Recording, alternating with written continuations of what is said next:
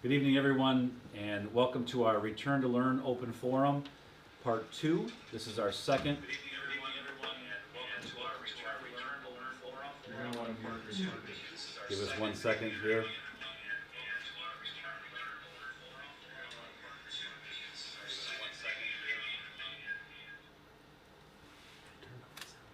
Okay, I think we're ready now. So thank you again for joining us. This is our second Return to Learn Forum. Those of you who joined us before, you might get some repeated information, but you might also pick up a few new things from last time as well.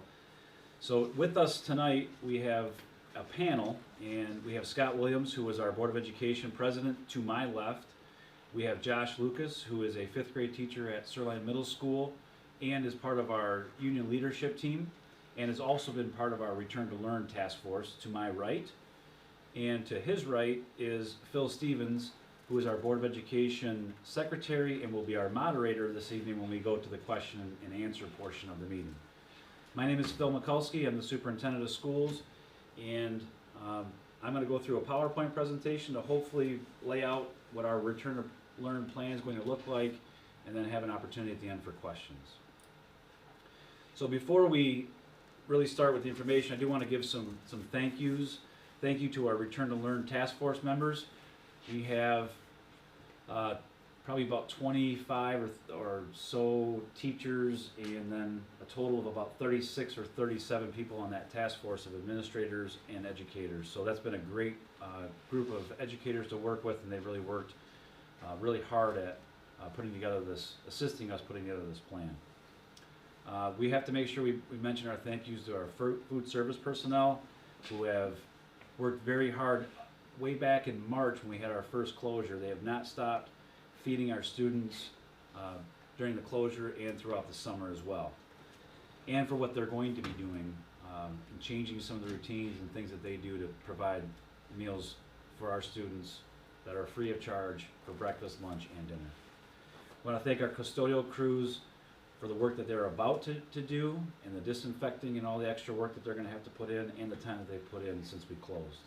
Our technology department, who's behind the camera right now, Tom Ray and Russ Hall, who are working very hard not only for this type of technology, but also what we're going to have to take on with online learning and remote learning as well. Our administrative team, who answer the phone when we call and get together when we need to talk about different scenarios, and that's from all of our instructional administrators all the way down to our directors and everyone else. Our Board of Education, who've been very patient throughout this process, and I know they're getting a lot of questions, and as members of our community, doing the best they can to answer those questions and being patient with us as we create the plan. Our Health Department number 2, they've been great partners throughout this process as well, and I'll reference some of the conversations and documents that we have from the Health Department throughout the presentation. And I want to thank our parents, our students, and our community again for the patience they had when we were closed back in March through June, and then their continued patience as they wait to see exactly what our plan is going to look like, and for your patience that we will need as we continue when school does open.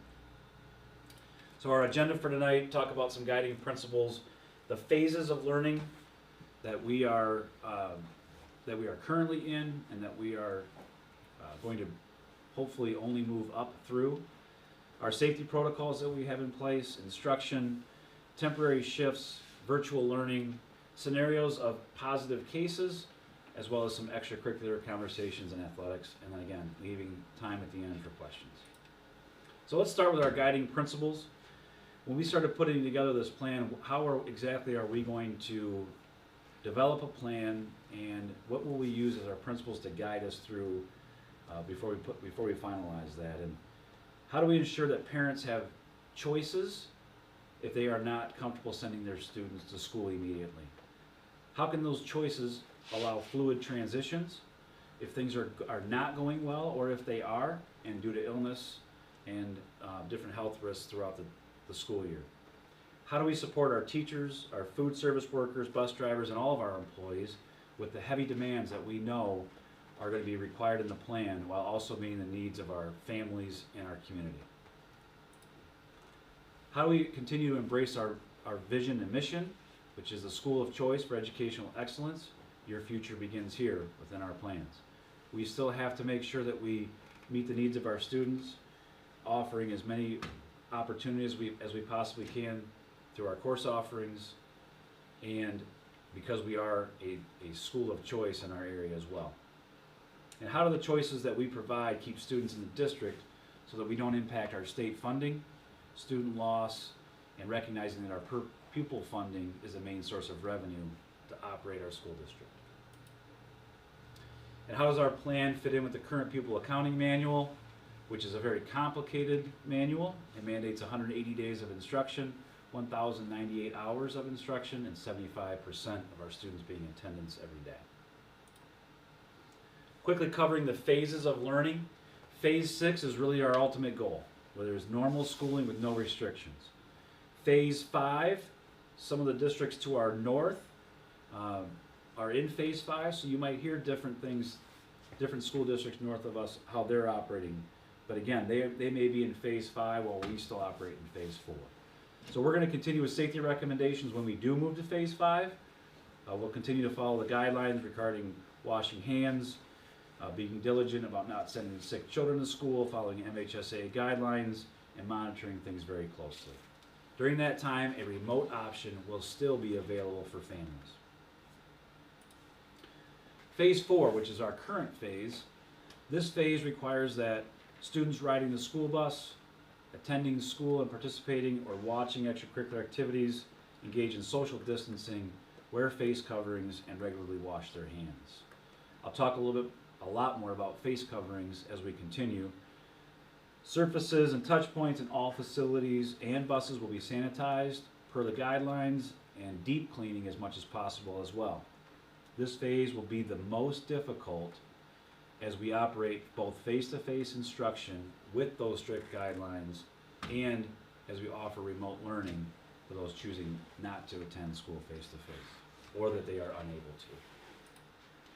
Phase 1 through 3, this is going to be all remote learning. This could be due to a closure at the state level, or if it would be a Phase 3 would be because we've been mandated to go to that point.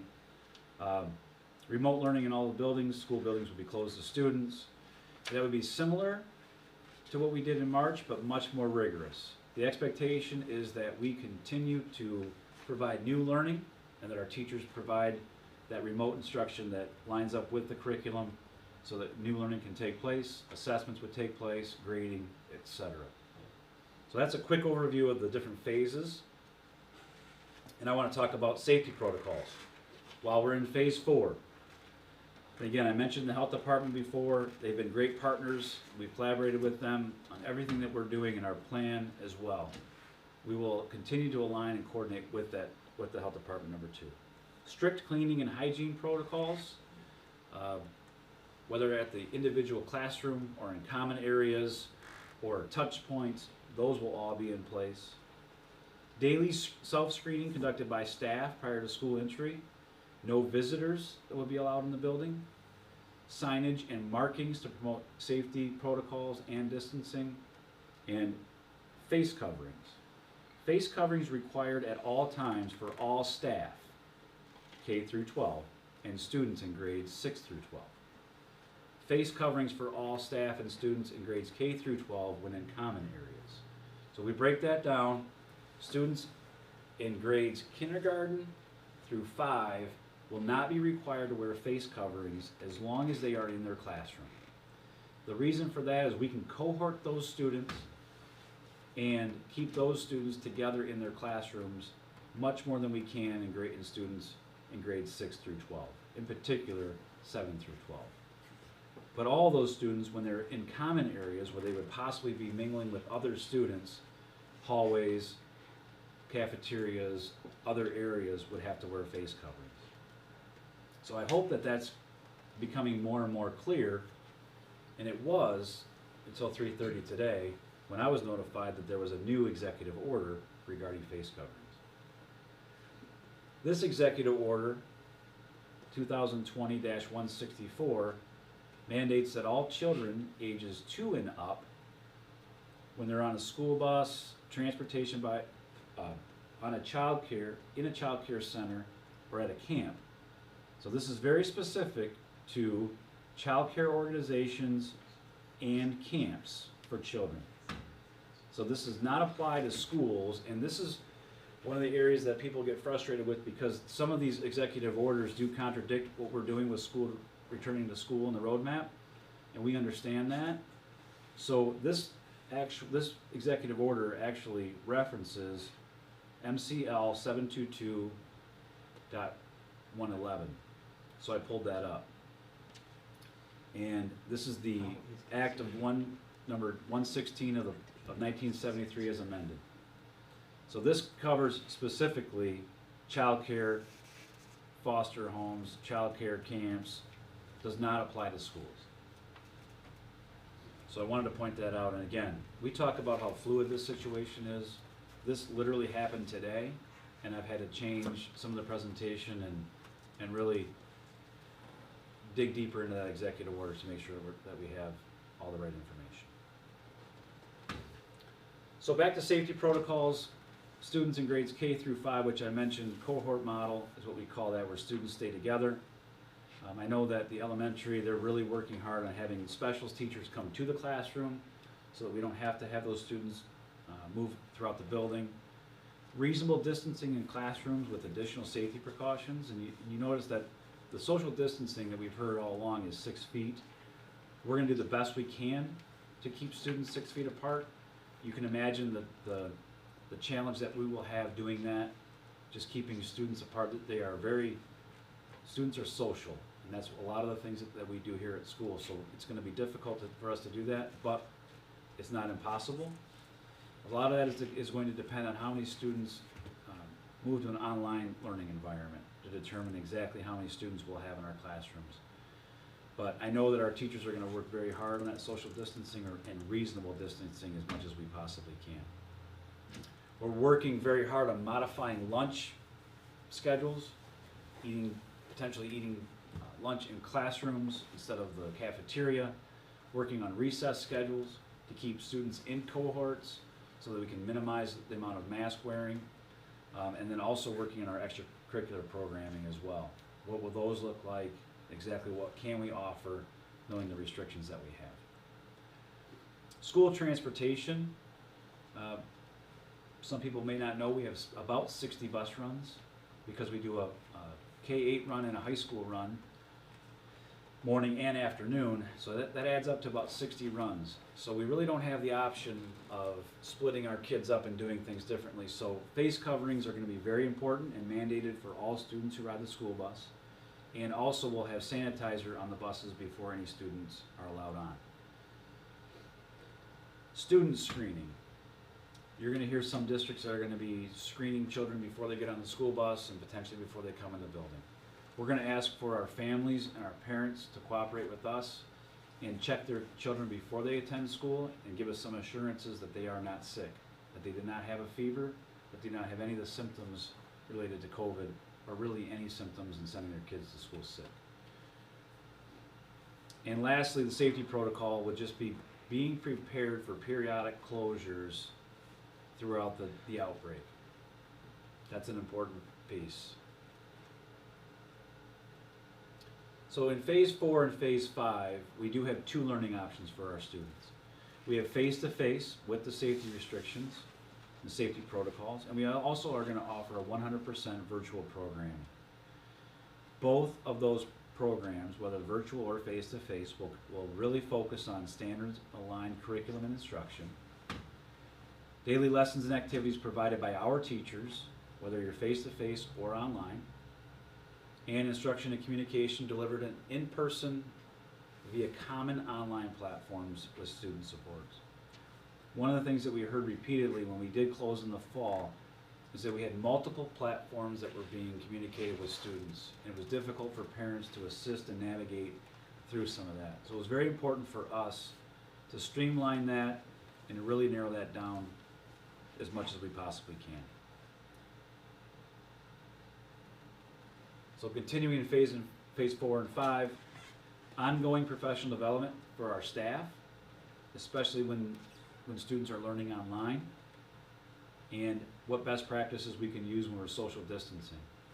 We have spent a lot of time professionally working with teachers, engaging students, working collaboratively in groups, working together, and really asking teachers to pause some of that in order to keep the social distancing guidelines and to work more independently instead of together in a group, or a group work looking differently and maybe infusing more technology in a classroom setting.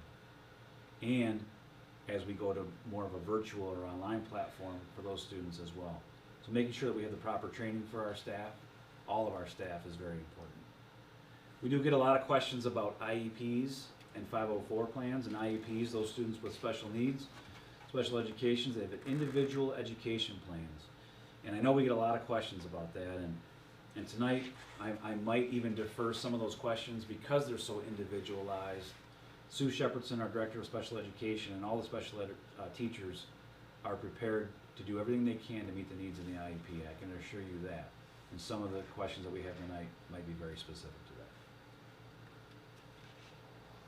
Phases 1 through 3 of instruction, that would be, again, the school buildings are closed. But different than what we did in the spring, we're really going to focus on new learning that align to the curriculum. More rigorous, meaning more tests, more grading than what we did in the spring. The bar will be definitely much higher than what it was. Track attendance, communicate with our families, offer family supports, and again, continue implementation of IEPs and 504s. And back to that temporary shift to remote learning, we may have to put a pause on face-to-face instruction and shift to remote learning based on Governor Whitmer's executive orders and changing in phases, or because of local cases that we have within our community and our school district. So we need to be prepared for that.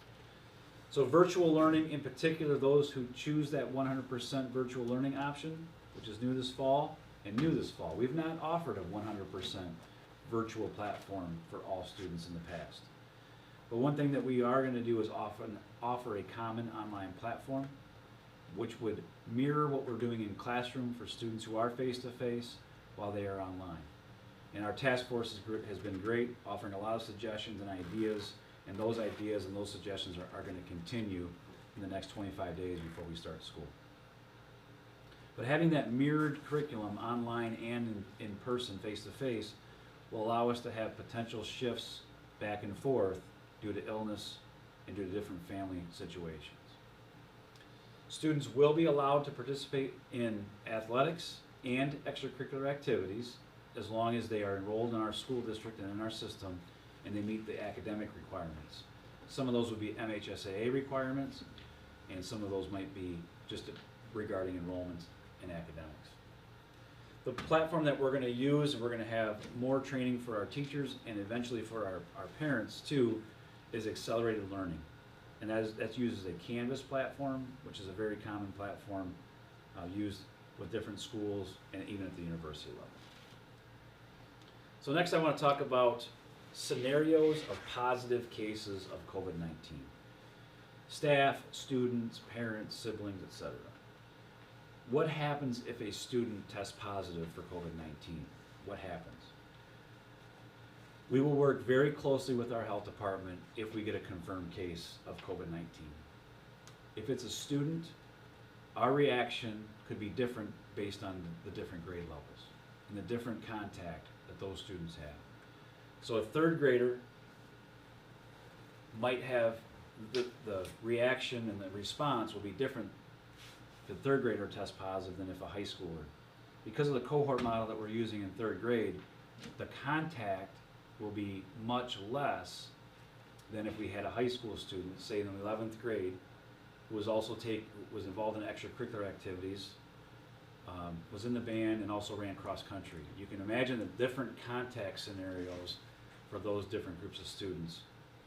So the health department will come in, they'll help us with our contact tracing, and a determination will be made as our next steps based on that. Those students who are determined to be in contact with another student who tests positive for COVID-19, and a contact, working with our health department, is defined as anyone who is under 6 feet away for more than 15 minutes. That is a contact. A contact with a contact, by definition, is not a contact. So if a parent is sick with COVID, then obviously their child, because they're in the same household, would be quarantined. We would not have that student in school for 14 days during that quarantine time. Sibling, the same scenario. And it could be different depending on, going back to that student who maybe tests positive for COVID, if they also have a sibling at the high school or vice versa, that could really affect our contact tracing as well. So staff, we've had questions about that. What about a staff person? And the same thing. We would conduct the contact tracing with our health department to determine exactly who was in contact and what our next steps would be at the building level. And after talking with the health department again today, they wanted me to remind everyone that this is, again, a very fluid situation, and things are changing daily, and we just have to be patient and work with our health department with that. I'll touch briefly on athletics and extracurriculars. We do have some guidance from the Michigan High School Athletic Association, and they've done some things here recently in the last week or so to make some changes and do some phasing in of athletics and some slight postponements. So they've eliminated all scrimmages in fall sports. They will be finalizing guidance documents as we move forward.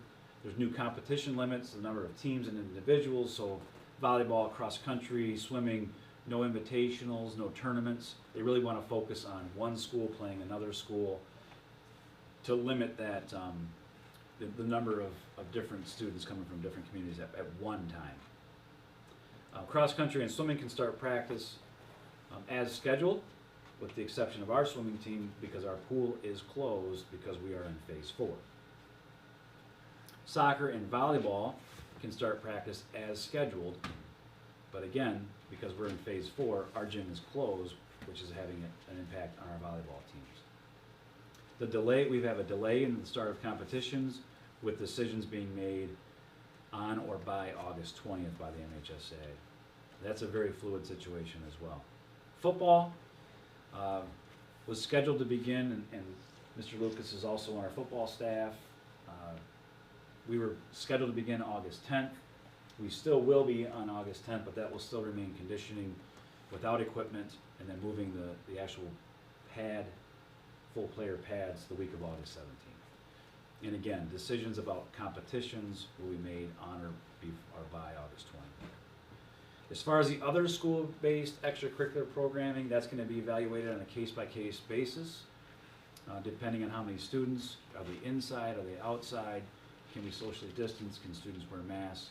I know, having conversations this afternoon with a student who's been involved in band camp, that's going well, and hopefully that will continue to go well.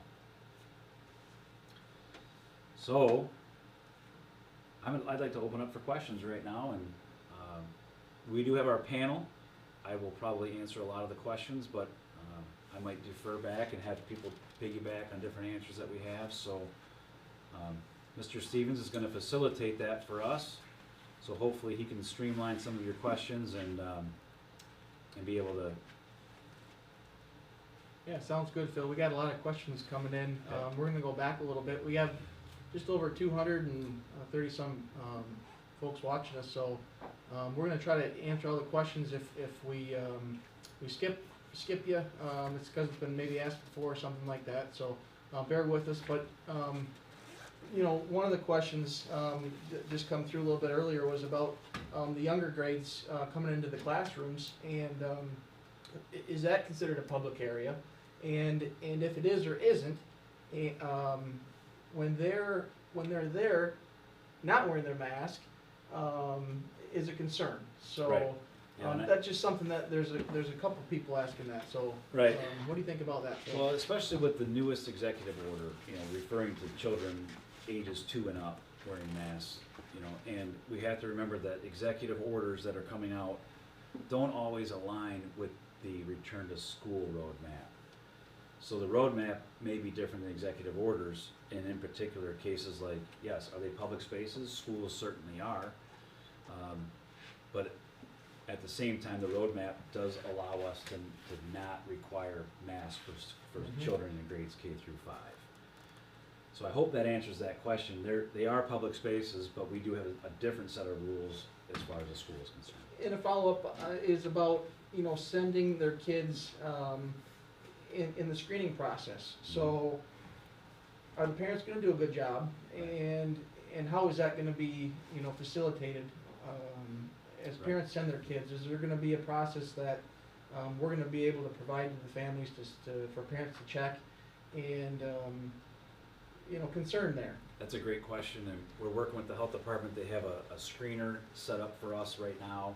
That would be, parents can follow that screener to check for different symptoms, including fever, and then also asking our parents to agree to do that every day. And we're working on some documents that would do that, almost like a contract or a pact, an agreement between the parents and the school that they will do that every day to keep all of our kids safe and our staff as well.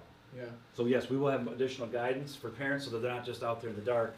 What am I checking for? What am I looking for? Here are the symptoms, and here's the checklist that you want to go through with your kids every day. Yeah, and that kind of leads to, what if there's a physician that signs a note that says the child doesn't have to wear a face mask, and then they're allowed to come into the class to sit next to students that do. The fever isn't always indicative maybe of the virus, could be something different. There's a concern there as well. So speaking with the health department, they've all along they've said, most of your students that attend school every day are likely that they would have to also wear a mask. That the criteria to not wear a mask is pretty strict as far as that goes. And however, if a physician, a medical professional says that a child cannot wear a mask in school, of course we're going to honor that. They would have to fill out some documentation to make sure that we're covered, and we've talked about a database or a flag in our student our database system would be created so everybody knows that student does not have to wear a mask. That would be difficult for one student sitting in the classroom close by to another student who is not wearing a mask. Why don't they have to? Why do I? And hopefully some dialogue can happen on a confidential basis that, hey, some students have some different medical concerns and they may not be able to wear a mask. We're going to have to be cooperative and understanding, and maybe some additional social distancing can take place in those classrooms for those who are not required to wear a mask. But we will definitely, if a physician says they don't have to, then we will definitely honor that. Okay. Another question, I'll keep them going here. What about the attendance policy for kids that are maybe sick, or even teachers, even substitutes? What about the parents that have to take time off of work to be able to take care of their child? Can you lead into that a little bit? Yeah, we've always stressed attendance is so important in school, and success for students is directly tied to attendance. Attending school every day will definitely increase success. However, in this pandemic learning, if a student is sick or has any symptoms, we are really strongly, we are asking, please do not send your child to school. Which is why it's even more important every day when your student is well and they are healthy, that they come to school every day. In the event that there is an illness or a quarantine or a time that they have to miss school while they're waiting results for family members who are being tested, we have to make sure that we're in school on the other days so that they can afford to miss, and continue to engage in remote learning as much as possible as well. So if a student is quarantined for 14 days, they can switch to that remote learning, hopefully can be mirroring what's happening in the classroom in a virtual environment too. So we will have to give some flexibility on attendance, but we're still going to have to require some of that normal documentation if a child misses school, and really being flexible and understanding with families throughout this, again, pandemic learning. You've, Phil, had some good points, to bring up. Prior, maybe you can share with us, Rebecca's asked a good question about if this is such a deadly virus, is it worth trying to make the effort to go to school, why not just do it all online? Right. You know, is it worth the risk? What's your balances there? Right, So- and that's a great question and a great point, and, you know, we have to look at data within our community as well. Last I looked, there were 35 cases, and that may be fluid as well, and we wanna make sure that we have education that's reflective of the data that we have in our community. And we also have to, you'll hear a lot of schools that are going completely virtual, and a lot of those schools are south of here. We have some very big challenges with access to high-speed internet within our school system in our district. And it's not a fair comparison to say Farmington Hills is going completely online. If we were to do that, we would probably be looking at 50% of our kids that would not have access to that education. So it's an equity issue, it's a fairness issue, and it's something that we want to make sure that we address the needs of all of our students. It certainly is an option, and that's why we've created for the first time a completely virtual school and a completely virtual situation for those who don't feel that it's safe or the right time to send their kids to school. We understand that, which is why we created that system. So it's tough, and I don't want to ever give anyone any indication that this is what you should do. I don't want to do that. I want to make sure that parents have choices and our kids have choices, and do what's best for them and for their families. And I hope I answered that. That's a pretty tough question, Yeah, it is. and I get where people are coming from. Leads us into some technology stuff then. Okay. So the kids are opting to stay home. Is the school gonna provide technology, to be able, for the kids to be able to do that? Yeah. And a follow-up to that is, are we gonna provide some support for the parents to be able to help them with that technology and that platform? And maybe you can even share what platform it is. Yeah. I know there's some questions on that too. So I chose not to share the platform demonstration tonight because I felt like I kind of fumbled through that before, and I didn't do a very good job of that. And I probably should have deferred to Mr. Lucas to do some of that because I know he's into that a little bit more. But the first part of the question, Mr. Stevens, again, was Providing the technology for the families, you know. So in order to make a 100% virtual choice, so if they want to go online, then they're also they have to have access to high-speed internet. And that it needs to be either at home or at a location where they have the available access to that high-speed internet. So it may be at their grandparents' house or aunt and uncles, or they have to have that high-speed internet. Otherwise, we just can't meet their needs. So if you make that choice to go 100% online, you have to have that access to broadband. We will distribute Chromebooks to those students who need those, but we really can't provide the internet, especially in locations where it's just not available. So you need the high-speed internet. We'll provide the device. We'll provide the teacher.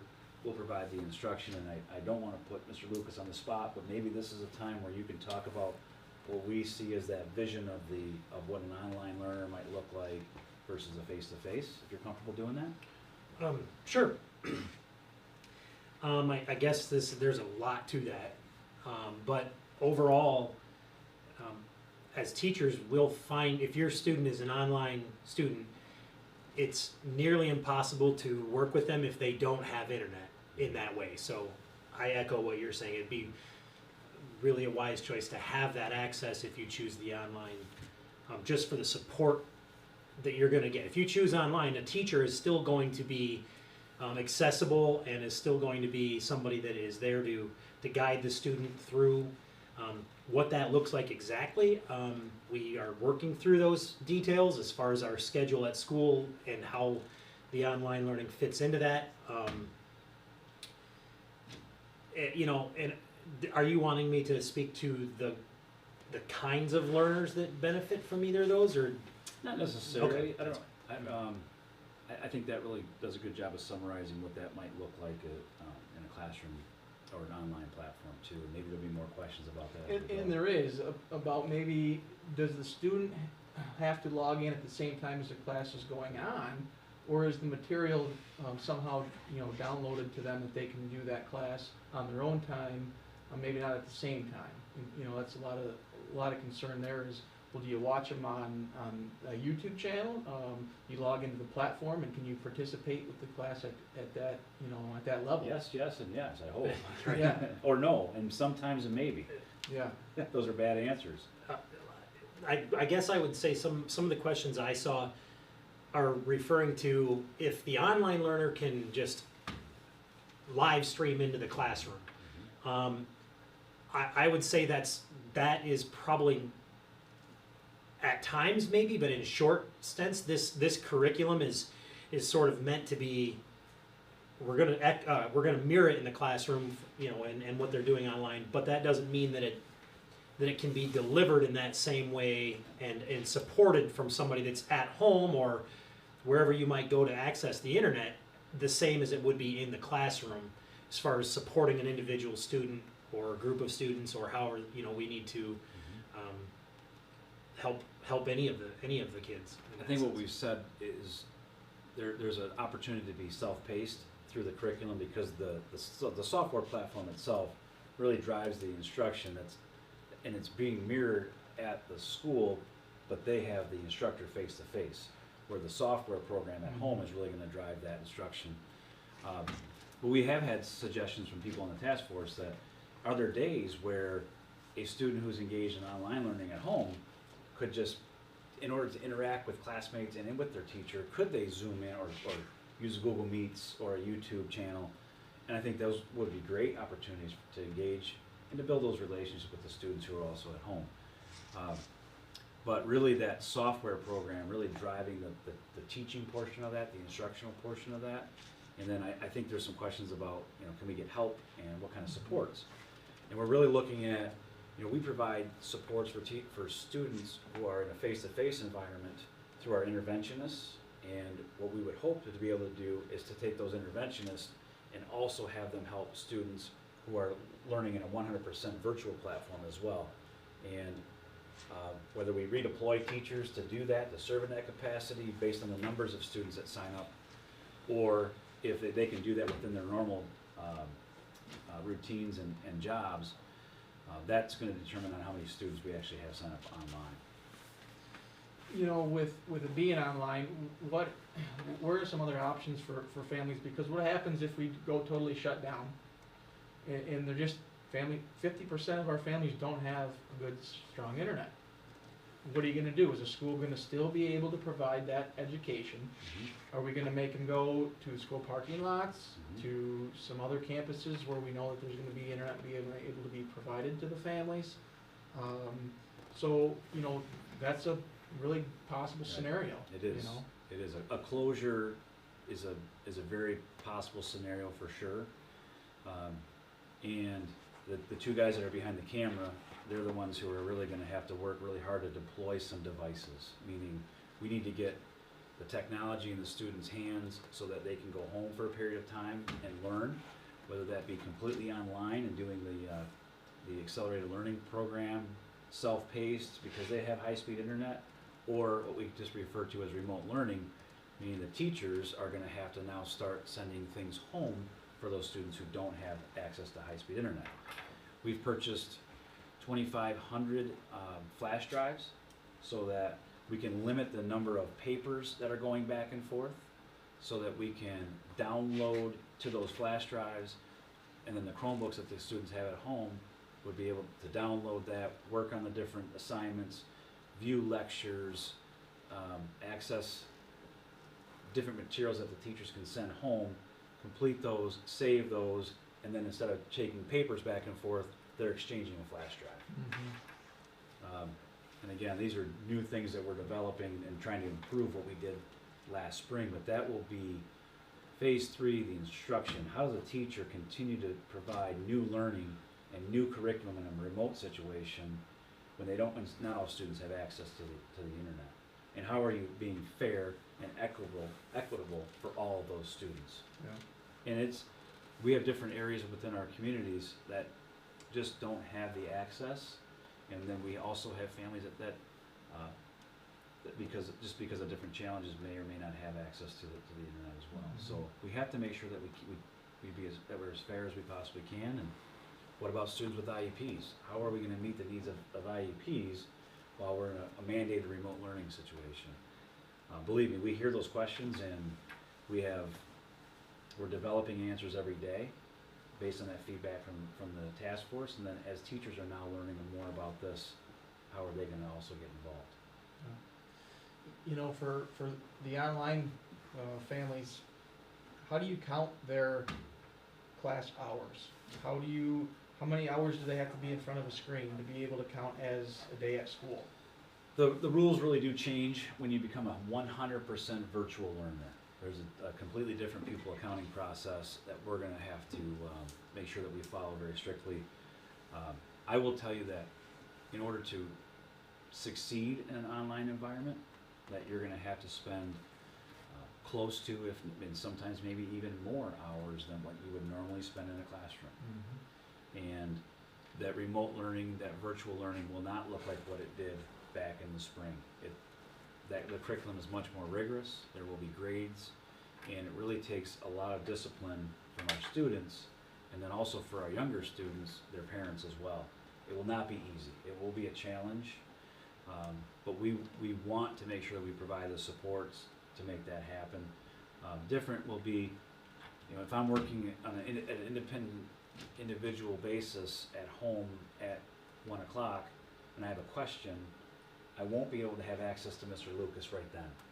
I might have to send an email, I might have to make a contact, I might have to send a message for someone to get back to the student because they're hung up on part of an assignment. They can maybe go over to their math assignments instead while they're waiting for a response back from either a teacher or an interventionist. But that's going to look different. We want to make sure that people know that Mr. Lucas is going to have 20 or 25 students face to face that he's going to be responsible for, and maybe 5 virtual learners. And believe me, we have questions about that. Mr. Mikulski, Yeah. just want to be clear, the person doing the 100% online, it's going to be a different experience than it was in the spring, and it's not going to be, well, I'll do this if I want to, I'll do this if I want a better grade. It's going to be expectations, timelines, graded. I just want to make that clear to the parents that are choosing that option. It's not really just do it whenever you want to. There's expectations, and just want to make sure that's clear to parents that are going to choose that option. I think it's good to point that out, but at the same time, because of different work schedules from families, a child might have to go to a daycare during the day and then be at home in the evening working on that online platform, and so the hours might be different based on the family situations, but they can definitely work on that in the evening when their parents are home from work, or if there's a situation where they can work during the same time. That's the flexibility of it, and that's why online learning has become more popular for more families outside of a pandemic. So there's a number of questions, but just to make it clear, is the district committed to making sure that those that choose online have devices, and not just a household, but each student? Yes, that's a good question. That when we ask questions, do you have access to the high-speed internet? Yes. Do you have access to a device? We don't want 3 siblings sharing one device. We want everybody to have their own. We want that to be a consistent Chromebook device. Thank you, Mr. Lucas. Not a cell phone. And there's a big distinction between those in order to. It's how we can help them get through Yeah. the technical issues. Yeah. So that's a great question. Yeah. Oh, let's field a few more here. It would be a Chromebook, correct? Yes. Okay.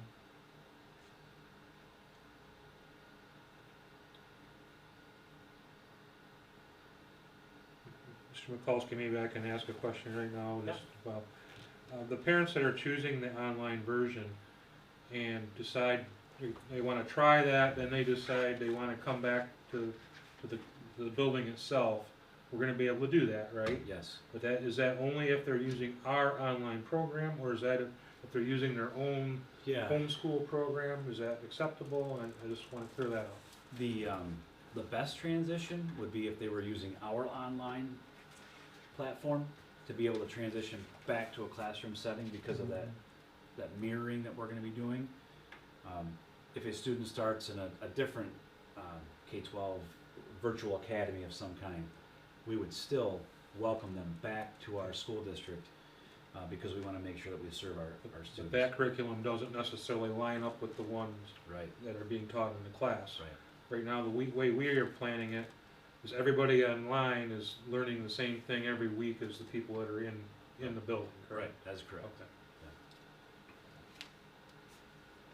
Okay. And that means that, you know, that they can change, right? But it's not, I know a lot of people are tossing around the hybrid word. Yeah, Explain that a little bit, where we're not necessarily using hybrid, but you can change and say, hey, I'm gonna do it online, but then I'm also needing to do, you know, in class as well. so we've always had opportunities for high schoolers in particular that want to take some classes online, some classes face-to-face. They might wanna do a dual enrollment class, they might wanna take 2 hours in the afternoon and work a co-op job. And I think we're getting better and better at meeting those needs every year, even outside of a pandemic, and we need to get even more creative with schedules this year, throughout this time too, and our teachers are prepared. I know our administrative staff has discussed that with our teachers too. So a student at the high school, for example, might come for the morning session for an English class, and then a pre-calc class, and then might decide that they want to take a couple dual enrollment classes that are offered online through Kirtland, and then work co-op after that. That's a full-time student, regardless of a pandemic. We would want to work with that student through that schedule. We might have a student who wants to come for building trades and English. We would, and then do the other classes virtually. Some of those have been options all along. So we want to make sure we work with our families and work through all the different needs that our students have, health concerns, loved ones at home. You know, I want to touch on, just because through our survey we asked people why would you choose to take on the online platform, to enroll in the completely virtual, and we saw a lot of that answer being because of the mask requirement, because my child will be required to wear a mask to school. And I understand that, and I don't want to discount that, but I want to encourage families to give that a chance, and try face to face with the mask on, and try not to let that be a barrier to coming to school face to face. We're going to work very hard to as much extent as we possibly can to give breaks. If we can get outside, socially distance, take the masks off, as much as we possibly can, because we know, because our teachers and our other staff will be wearing the masks as well. Everyone's going to need some time to get used to that, and I just would ask for some patience with that, and to give us a chance. I think what it comes down to is each parent is gonna have to make the choice for their own child. We have to follow the law. We have to require the face mask. It's not our rule, it's the state's rule, and so please understand that, and that we have to follow it, and we understand that you have to make your choice for your own child, and we respect that. You know, it really, couple things real quick here. Does it have to be a Chromebook? Can it be just a laptop? I think it's pretty much a website. So So if a student has a device at home, yeah, they can use their own device. We would want it to be at least a laptop or a PC at home, or their own Chromebook. But yeah, if they had their own device, it would likely work. Does make it difficult if the teacher's trying to support and it's a different configuration, but Yeah. whatever they can do to make it work, I guess. So a lot of online tech stuff, and there's great questions. They kind of want to know, you know, will the child be able to go during the week 2 days, and then online for the rest of the week? I mean, it's tough questions to Right. say that, and we just want to make sure that we're clear. Right. That's really not the model that we're going to adopt. Yep. And I think that's a good question. And I might have answered the hybrid question wrong when you asked me that before, but you're hearing that come from a lot of districts to the south of here, and they have better access to the internet. And that may not just be the south. I shouldn't say that, but some school districts are using that model, and they do have those that access to broadband that is a distinct advantage to them in order to do that. For us to go to school for 2 days in person and then to send the kids home for 3, thinking that they're going to engage in virtual learning when they may not have that capability, that's not what's best for us right now.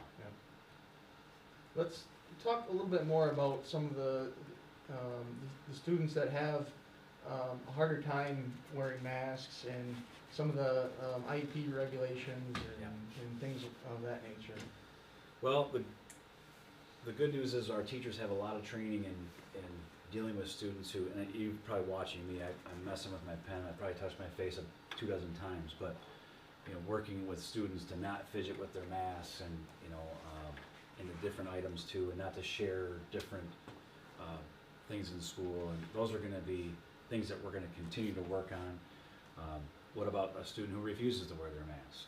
That's different than a student who fidgets with their mask. We're going to have to really work hard, and I'm looking at Mr. Lucas because that's going to be that's for the teachers. That's going to be hard for them, and probably hard for some of our teachers too to really embrace that mask. And if you're fidgeting with your mask, are you going to be subject to discipline?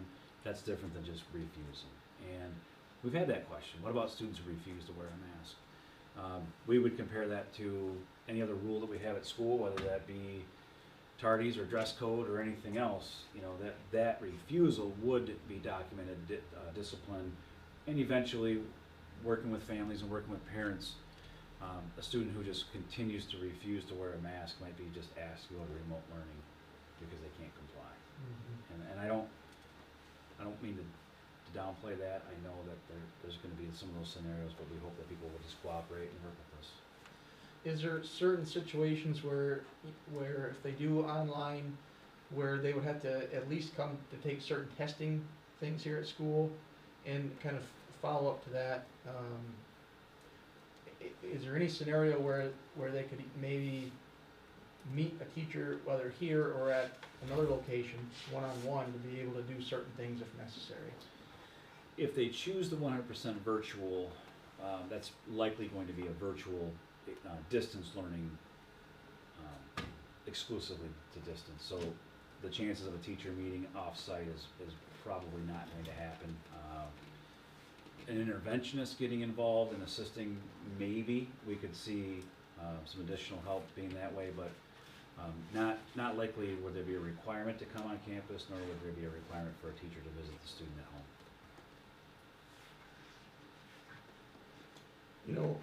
A lot of kind of the same threads here is this meeting has been helpful, but it's also maybe made them a little bit more worried as well about sending kids to school. In a way of multiple things, obviously the technology, but also the virus, the level of that virus. And I think more so just maybe some comments, but where are you at with, students coming to school? Are we comfortable with face-to-face still, or are we pushing towards online? I think right now we want our families to have choices based on their own circumstances, and to be able to provide face-to-face instruction and online, I think is the best right now in the scenario that we're in at this time, based on our local data. Having the safety protocols in place and the guidelines, and following, there was 24 people, I think, health experts, education people, legislators that developed the back to school roadmap, and following their guidelines and their guidance in order to provide that face to face. But I also want to, I wouldn't be surprised if something changed between now and August 31st at the state level too. As you see more and more schools going to a virtual platform or starting remote, I wouldn't be surprised if that happened where they just said start remote. We're prepared to start remote, and we're prepared to start face to face, and we want to leave that option to our families right now. I see there's a question about the health department on the panel. They in consultation with them, they were willing to put someone on the panel today, but it would have been remote, and I didn't want to add another component to the technology to do that, but I did tell them that if they had any specific questions that were outside of what the health department has talked to us about, that I would take down those questions, we would get answers from the health department officials, and then be able to relay that information, either through social media or direct contact if anybody had any questions, because they have been really good partners with us. Here's a specific question from a member of Guilfoyle. If a special education child does online learning, is there an adjusted program for them? Repeat that question, please. Let me find it. Okay, sorry. Is the curriculum, If a special education child does online learning, Mhm. is there an adjusted program for them? It could be, based on their IEP. It definitely could be accommodations. Those really shouldn't change. You know, some of the challenges that'll be is if a student struggles in reading and there's a heavy reading platform involved in that, and the online learning, that will be a challenge. But there may be audio that they may not have, even if they had face-to-face, because they do have a device in front of them that could possibly use the audio in a text reader versus having to read that themselves. So there's definitely possibilities of that. And that's, our special education staff does that for students all the time. They make accommodations, they work with the students, they provide interventions, and they really work with the general ed teachers to make that happen. Let's read one directly here too. What if I decide to send one child in for face-to-face for her first year of middle school and kept my elementary student home? Will there be a conflict? No. What about, While you're looking at questions, Yeah. something came to my mind too, just with discussions today with one of our elementary principals and our middle school principal is, and some of these things will not be specifically outlined in our plan. These are, we'll have some general guidelines that we're gonna follow safety protocols, make adjustments to recess and lunch schedules, but really working hard on that cohorting model of, will teachers come to the classroom or will those students travel to their specials? And trying to make as many accommodations as we possibly can to limit movement throughout the building, to again, limit exposure and limit the cleaning of touch surfaces. Putting together, we work with our custodial staff this week. We've purchased the Clorox 360 machines, which in a room like this, which is about 30 by 30 or so, that device can be brought into a classroom, can be sprayed in the room while the students are out at recess, for example, and every touch surface, top and bottom, would be completely disinfected before they come back in. That's not required in the roadmap, but because we've purchased those devices, we're committed to doing that. Having custodians come in and clean the bathrooms that are in the classrooms at the elementary level connected to those rooms, coming in and doing those every 4 hours. The outside hallway bathrooms, making sure that those touch surfaces are all disinfected. Educating our students on hand washing and building in time to do that. Easier in the elementary classrooms where they have sinks in the room and maybe on a schedule in the middle school to have students go wash their hands, and then supplementing all of that with hand sanitizer. We've purchased a lot of hand sanitizer, and we figure we'll be going through a lot of that. Somebody did the math, maybe 1.5 gallons per classroom per year. Yeah, so you can do the math, it's gonna add up pretty quickly. But, you know, hand sanitizing does not substitute, it's an alternative if hand washing is not available. We encourage hand washing, that's been said all along, and hand sanitizer when necessary. what about the online platform? Will there be training? Is there a demo that they can go to even right now? If there's, like, really curious, is there Right. some sort of online demo that's available out there? What's the name of it? I know there's a lot of those types of I can questions. tell you the name of it is Accelerated Learning, and Accelerate Education, maybe the website that they can go to visit that. You can find some course catalogs and things, but really the demo features are not available yet. Our teachers, we're still waiting on some some confirmation, but some teacher training could take place as early as next week. which would then give us the opportunity to maybe train some parents, not necessarily train, but demo for some of our parents, maybe through a virtual meeting where we can share the screen and go through some different things with parents as we become more and more familiar with that platform. We hope to have more opportunities for that. Does that platform, and I think Jill's been able to answer some questions through the chat, so thanks, Jill. But does that online platform allow for state testing? And is state testing a thing virtually? Right. State testing is something that is, well, it's mandated by the state, obviously, but there's also federal laws that require us to do testing as well. I know that they're working in Lansing to try to have that waived for this year. It was waived last year, but that also has to go to the U.S. Department of Education, not just to the Michigan legislators and Michigan Department of Education. So I know that there's a lot of work being done in Lansing and at the federal level to get that to happen. You know, I would always encourage people to reach out to their legislators, and we can get some information like that out. I know I saw a group press release that went out today with the intermediate school districts and the local superintendents and the school board association, really asking our Michigan legislators to give us some flexibility in the number of days that are required, the pupil accounting laws with 75% attendance, the number of hours and minutes that were required to be in class. We are in pandemic learning, and our normal routines may not be able to be followed because of what we're trying to do. Meeting with Joe Smith this morning, 700 students that attended Sterling Elementary, trying to coordinate getting all those students in the building, doing it safely through our drop-off procedures, which are already challenging, that we've improved with our new drop-off in our parking lot. But how do we get all those students in without congregating? How do we get all those students in the building and still manage to meet the hours requirements for all of our students? Mm-hmm. Those are difficult, and that will not be in our plan that the board adopts on Monday. That's the plan that's going to be developed at the building level, really for the next 25 days, working very hard to get all of that right. And then once we open, making adjustments and changes to some of that too. And the word is, it's just that fluid situation. Yeah. Here's one from Stephanie.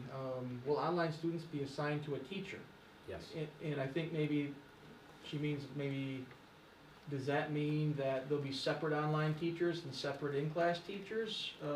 Maybe she didn't. Sorry, Stephanie. So if it's a third grade student, they would be assigned to that teacher, their third grade classroom teacher. But if it's a student that may be secondary, you might have multiple teachers that you would be assigned to online. And are the teachers going to have help? Yes. Are we going to have help with getting them to the classroom, sanitizing, getting them off the bus, into their seats? The start of the school day, you can't, get them into the cafeteria like they used to, Right. All those things. Right. Yes, we're going to have as much help as we possibly can have. We have support staff that's here to do that. We have, that's going to be difficult for us. Yeah.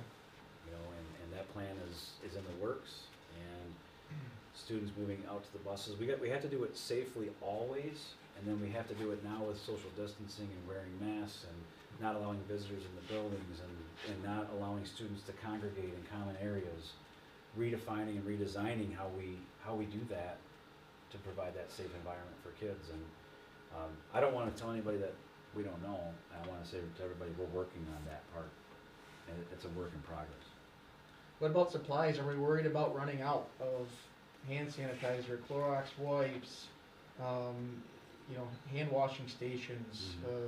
I know there's specifically, like over in Rose City, not a lot of areas to wash your hands. Is that something that can be addressed?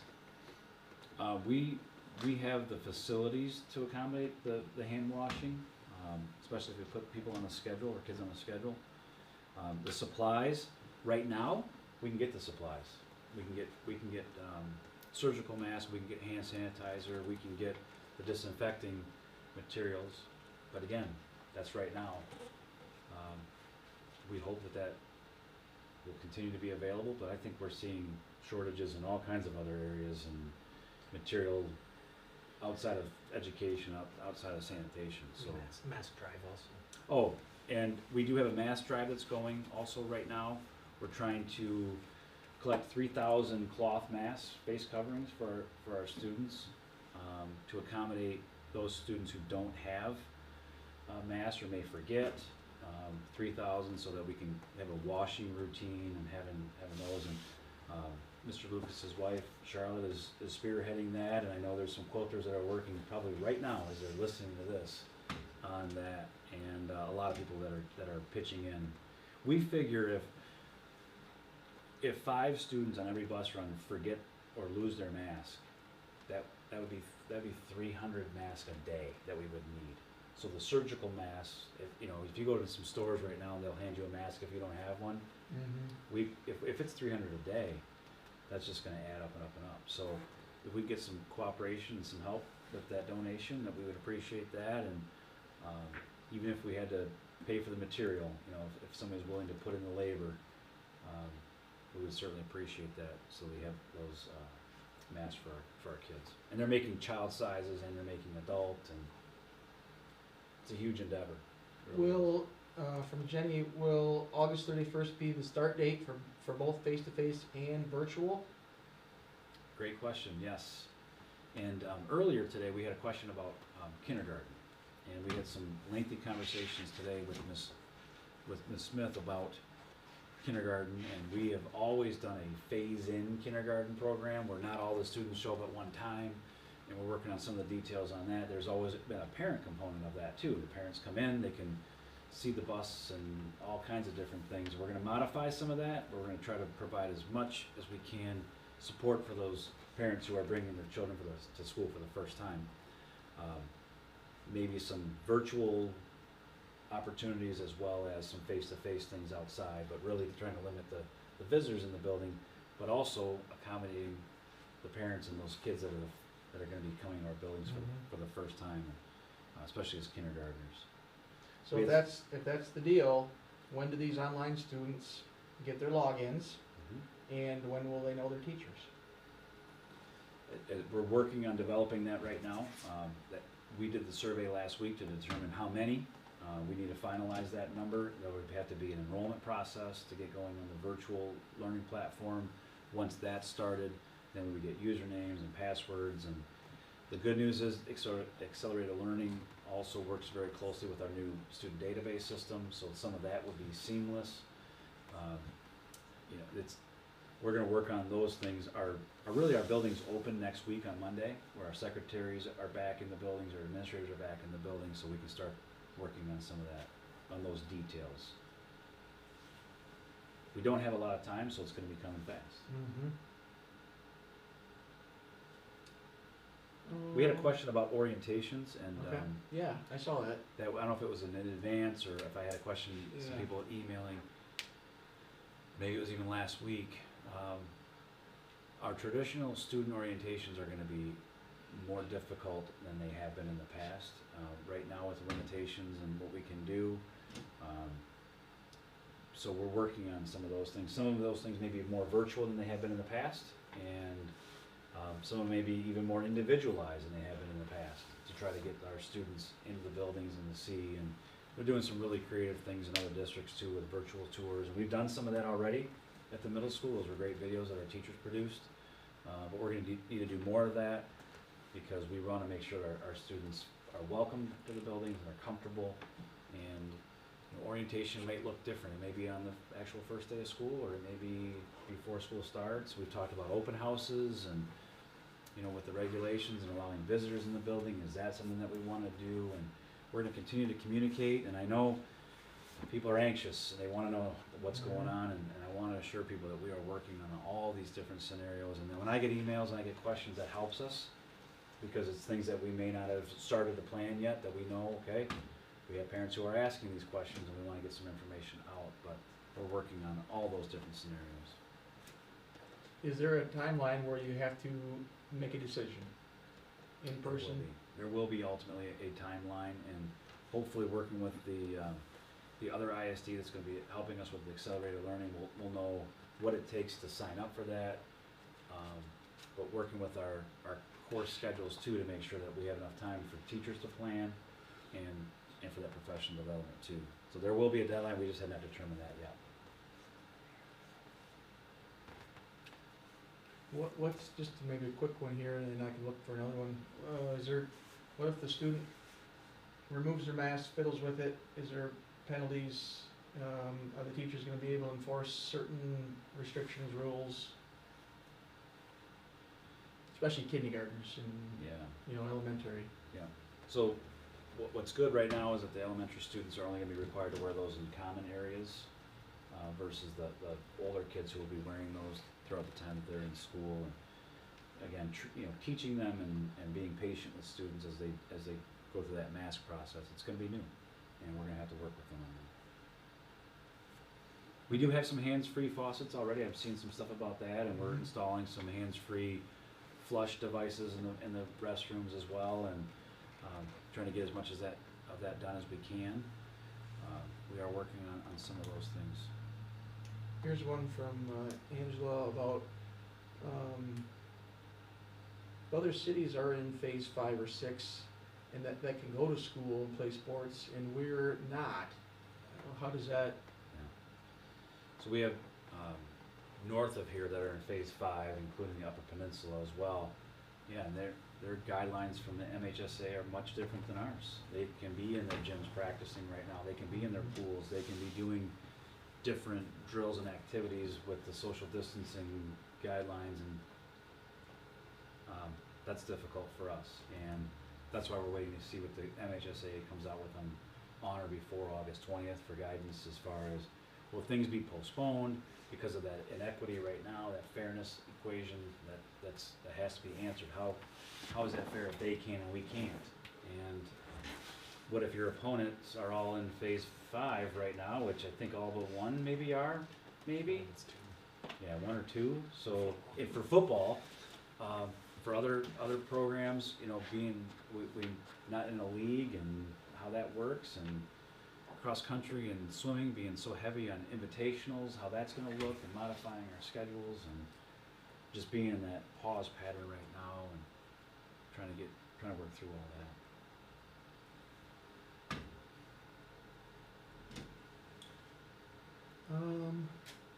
Quick question, do they have to wear masks in the bathroom? Yes.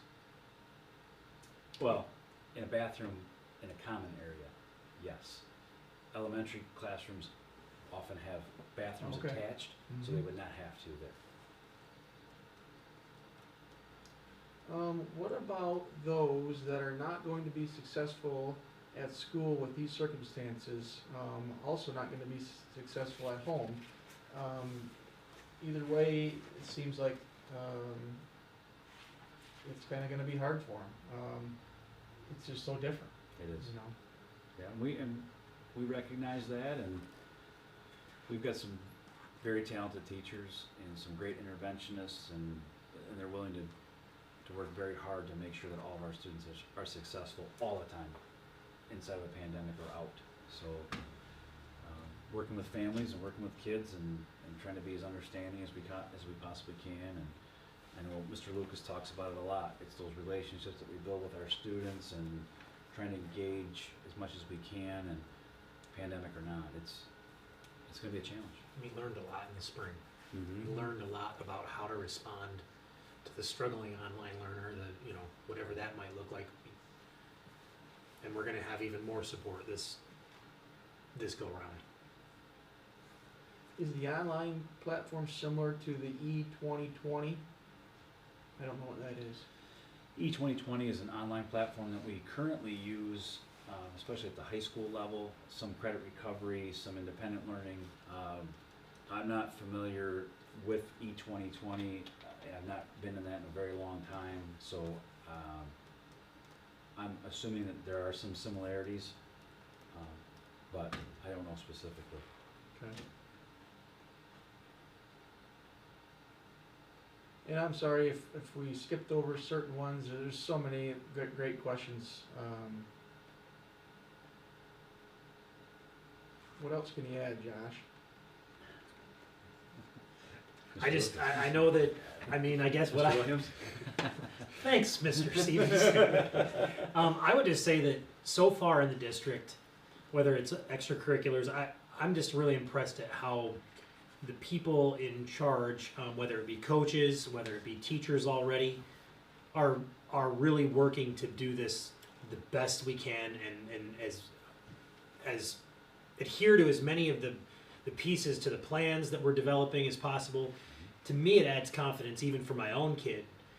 Like I'm starting to trust that we're getting to where we need to be as far as plans and people executing those plans. Yeah, there are a lot of unanswered questions for everybody, but I'm just impressed with the staff in general and how hard they're looking at these things and how are we going to do best for our students. And that to me is something that I'm glad as a parent even. There's a lot of work going into this to try to make this the best it can be in pandemic learning. We've had that discussion, in our task force and in staff meetings of, how,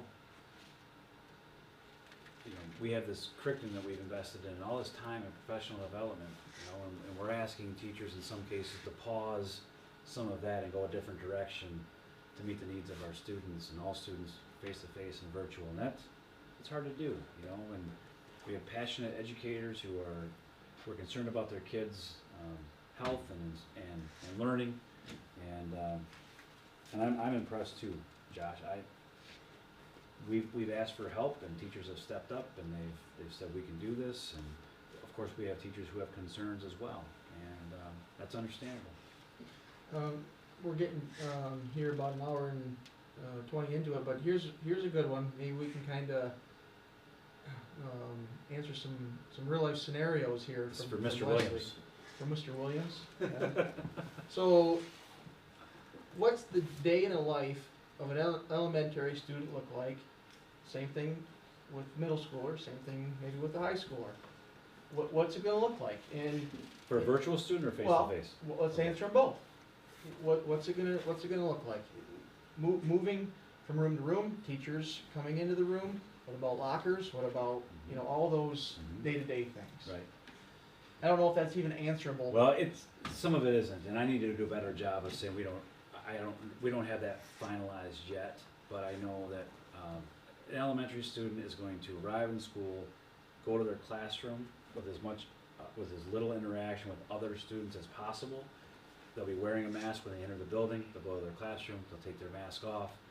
Learning will take place.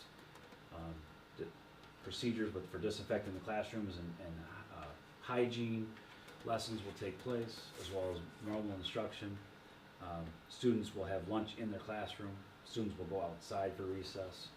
Students will remain in that cohort. Music teachers will come to them. Art teachers will come to them. Phys ed, most likely they'll go to phys ed for as long as we can to be outside. Students will ride the bus with a mask on. We'll have windows open on the bus as much as we can. Those classrooms that I mentioned, we'll have windows open as much as we can in those classrooms. We have a new HVAC system at the elementary and middle school, which is going to bring new fresh air into the buildings, more than we've had in 30 years or longer. And then for a middle school student, 7th and 8th graders, they might move more freely throughout the building with their mask on because they start picking classes, and we want to make sure we still meet their educational needs and interests. So they might go to wood shop, they might go to phys ed, they might go to choir. 5th and 6th grade, maybe we can cohort more, and maybe those students will move together as a group, and maybe those teachers will come to them for their specials, but maybe that won't happen. To increase the sanitation, those kids might stay in that room, but having the educational piece on the other side, maybe we can still sanitize that room if they go to art or they go to music or they go different places. So high schoolers, because everything is so elective driven, really every student might look a little bit different, but they're going to arrive in school, they're going to have their mask on, whether they drive to school on their own, ride the school bus, attend classes like they normally would. We're going to divide lunches up differently. The final determination at the high school hasn't been made about locker assignments. Fortunately for about the last 2 or 3 years now, we've had, every student gets their own locker. I mean, that helps a lot. You know, can we stagger the times where students are out in the hallways? Can we do that based on wings or different teachers? And same thing at the middle school too. As those kids change classes, can Mr. Lucas and Mrs. Bragg keep their students in while the other students transfer, get their things from their lockers or move or do whatever they're doing, and then release them out? And really working on some of those things. We've got that short period of time, but really finalizing some of those and trying to keep to some of the normal traditions that we always have, but at the same time put those protocols in place for our students. And I hope that answers the question. What does recess look like? So recess, they're supposed to stay in their cohort together. So having different zones on the playground, so that those students stay together. Maybe one day the students get this part of the playground while the other students get the playscape, and then the next day they rotate.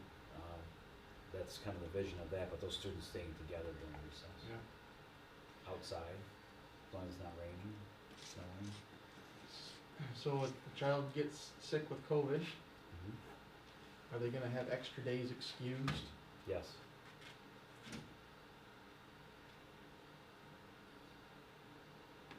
And what if a child is exposed and they have to stay home? Does that mean, well, maybe this was a while back, but are they gonna be mandated to be tested? And if they are tested and confirmed, does the family then have to then, stay quarantined? So we'll defer to the health department, obviously, and their own medical doctors to determine who needs to be tested. But, what we've been told is if you are in contact with someone a direct contact with someone who has tested positive for COVID, you need to consult with your medical professional, which would likely result in a test. But I think they also have some of the, help me with the terminology, presumably positive or something along those lines. But a quarantine of 14 days for someone in contact, and will a negative test mean that they can now come back to school, or will they stay in quarantine because they were in contact with someone who tested positive? Again, the health department and the contact tracing is going to be key to that. Mr. Mikulski, if someone is tested positive and has to be quarantined, I'm assuming there'd be a seamless way for this next 2 weeks that they could do the online, right? Yes. So it's Yeah. not, Yeah. they're not just in limbo, they can actually still get their work. Right, which is why it's really important to have that platform established early on. Our goal is when the students do come on campus for face-to-face, as much work on the devices as possible to get them all familiar with the online platform, the better, so that if we have to transition, it can be more seamless. Can you read Wendy's question there, Phil? 3, 4 up. I don't know. Is school going to? Oh yeah, is school going to Yeah. give a scheduled plan for online students that to spend 1 to 2 hours on class ABC? It could look like that, but I think it's going to vary depending on the student as far as how much time and how that schedule looks. But there will likely not just be this is the time that you have to do this class. Mhm. It's going to be a little more flexible, and that's the benefit of some of that online learning. Yeah, sounds good. What if a kid rides the bus and tests positive? Will the other kids on the bus have to quarantine? So we've talked about that scenario, and again, it goes back to what is a contact. So if a child is in the front of the bus and another child gets on the bus and walks past and sits in the back and does not have any other contact throughout the rest of the bus ride, that student may not be defined as a contact and may not be subject to quarantine. But the students who are sitting within 6 feet from them may be. Mhm. And the students who waited on the school bus or at the bus stop could be also subject to quarantine. And I don't want to.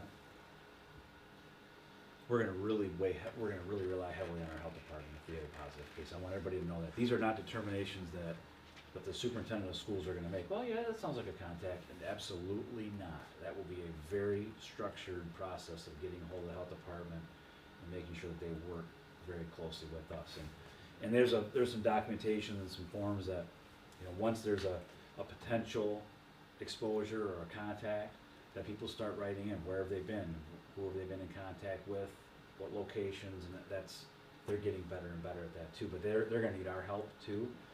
One of the things that we're developing for our staff is a QR code, so that when they enter in any building, they scan that QR code and then they mark, and they answer all the questions from the screen.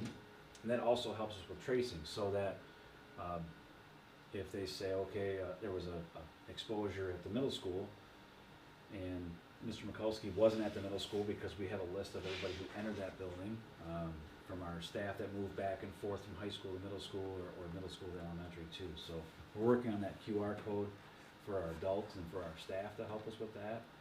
That will help us with tracing as well. And I think that kind of answered the question about if a student becomes infected in the classroom about quarantining, that kind of is the same about Yes. being, you know, exposed on the bus as well. Yes.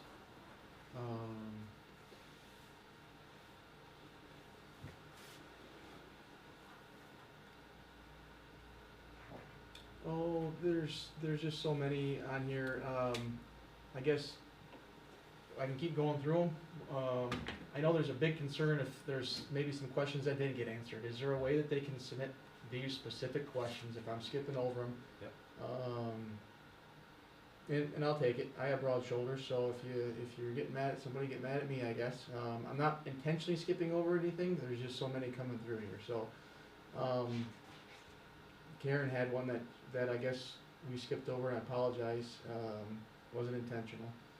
I'm looking back myself to see if there's Yeah. anything that we specifically that we missed. And what we did before is we took all these questions, and Mrs. Randall identified any question that didn't get answered and gave those to me so that I could provide an Okay. answer. Sounds good. And then she answered every one. And then Mrs. Randall, are those all posted now on our website? Yes, it is. There they are. Okay, so that would be our plan too. If anything didn't get answered tonight, I will go back through and make sure that we answer those and post those either on our website. I think is that what you did, Mrs. Randall, on our website? Yes. Okay. It's available.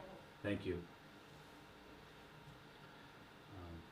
Our early indication of the survey is somewhere between 20 and 25% district-wide that may be interested in online learning Okay. versus face-to-face. And that may change. It may get higher, it may get low.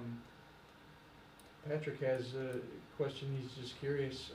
Will virtual students have access to, I mean, he says playground, but I think to broaden that, any of the school's amenities?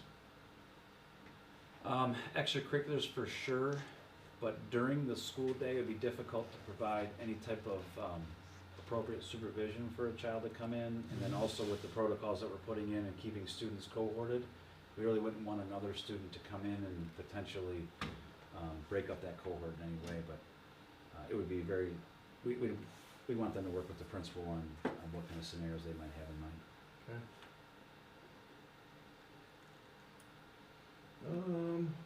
Patty says, what about kids with ADHD and won't keep a mask on?